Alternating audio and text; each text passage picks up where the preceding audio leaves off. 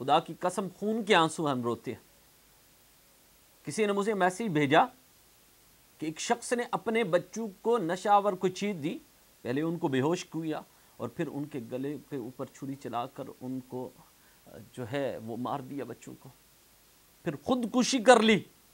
مجھے یہ بات بتاؤ کہ کوئی باپ اس مقام پر پہنچ سکتا ہے؟ وہ کتنا کو مجبور ہوگا یار۔ یہ ایک واقعہ ہے، سینکڑوں واقعات میرے ملک کے اندر ہو رہے ہیں اور بحران پہ بحران آئی جا رہا ہے، بوجھ پہ بوجھ ڈالتے چلے جا رہے ہیں غریب لوگوں پر۔ یقین مانے کہ ان کا جینا حرام کر دیا ہوا ہے۔ میرے ملک کی عوام جو ہے وہ پریشان ہے۔ ذمہ داران سے میں گزارش کرتا ہوں کہ وہ نوٹس لیں اس بات پر۔ اگر یہ ملک قائم ہے، اس ملک کی عوام قائم ہے تو ہم بھی قائم ہے، یہ ملک بھی قائم ہے۔ اگر عوام اسی طرح پیستی چلی جائے گی تو ایک وقت آئے گا کہ ایک دوسرے کو نوچ نوچ کے کھانا شروع کر دیں گے یہ لوگ۔ اتنا بوجھ ڈالو ان پر جتنا یہ برداشت کر سکیں۔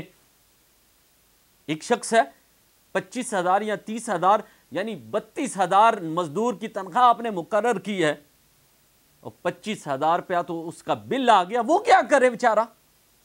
وہ اپنے بچوں کی فیسیں دے، بل ادا کرے، کرائے پہ گھرے کرایہ دے، گھر میں راشن لا کر دے، وہ کیا کرے؟ پھر مجبور ہو کر اس کو یہ کرنا پڑتا ہے خودکشیاں۔ آج آئی ایم ایف کے سے بھی وہ آ گیا کہ جی آئی ایم ایف کہتے ہیں کہ نہیں یہ ایسا معاہدہ نہیں کرنا۔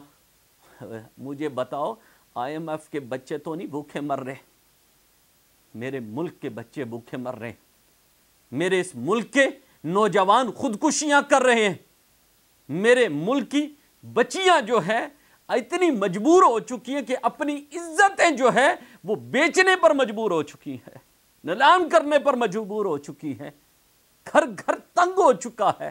یہ تو شہر کے حالات ہیں، یقین مانے دیہاتوں میں جائیں کہ پہلے وہاں پر بڑی مجبوری سے ایک ٹائم کا کھانا ملتا ہے، ایک ٹائم کا نہیں ملتا، ان لوگوں کے اوپر کیا گزری ہوگی؟